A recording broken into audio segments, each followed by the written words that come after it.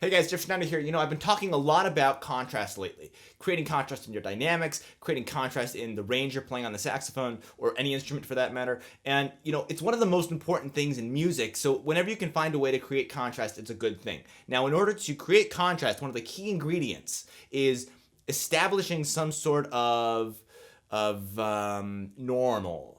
Let me explain what I mean by that. So establishing something consistent and then breaking it, right? You have to set up a pattern and then you have to break that pattern, and that's how you create contrast. If everything's all over the place, then there's not going to be any contrast because you don't have anything to compare it to, if that makes sense. So let me give you an example. And this time it's going to be all about creating blues lines, which is a video I've done already actually, and this is going to kind of expand upon that material. So if you haven't watched my Tasty Blues Lick or whatever it's called, I'm going to link that up here or here. And watch that and then come back to this. So in that video I talk about mixing the minor and major pentatonic scales. Again, watch the video if you haven't already. That'll explain what I'm talking about. So one of the ways to really playing a killer blues line is by establishing some sort of a pattern. And in this case, the pattern is going to be major pentatonic. So if you're playing along in major pentatonic and concert B flat.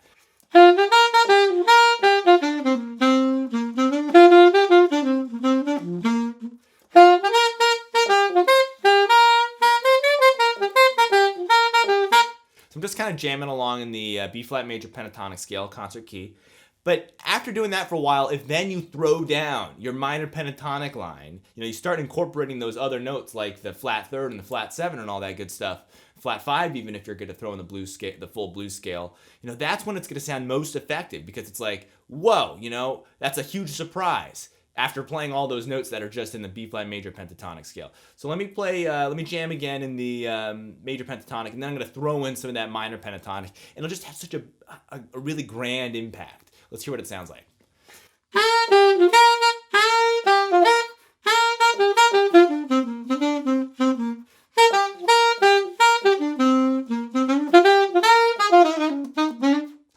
Okay, so that was just one example. I don't know how good it was, but it's just to demonstrate the point that if you establish that pattern and then you break that pattern, it really has a lot of impact. So now I'm going to go the other direction. I'm going to establish the pattern in the minor pentatonic and then introduce the major pentatonic notes after I've kind of created this bed, and then I'm going to break the pattern. Let's hear what it sounds like.